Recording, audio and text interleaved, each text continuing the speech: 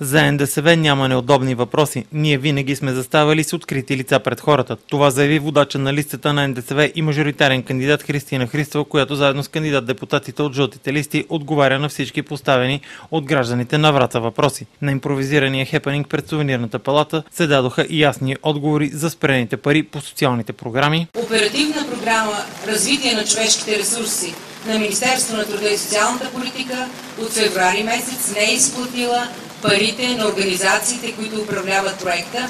Те, между другото, ако мен ме питате, не са длъжни да дават собствени средства.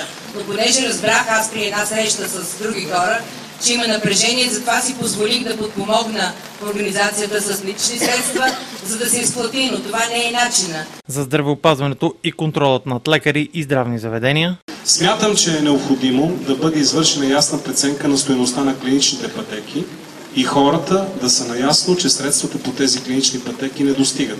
Към Министерство на здравеопазването една организация, която ще наблюдава стриктно изпълнението на задълженията не само, забележете, в държавните болници, а и в частните лечебни заведения и ще налага санкции, включително и закриване на лечебни заведения, които системно нарушават правилата. За спрените пари по еврофондовете. Ако ние си бяхме усвоявали нормално тези фондове, трябва да ви кажа, че нямаше да усетиме тези последици от икономическата криза. Различни са причините. И липса на опит, и липса на административен капацитет, но има и една причина, която така с неудобство казвам, и тази причина е корупцията в администрацията.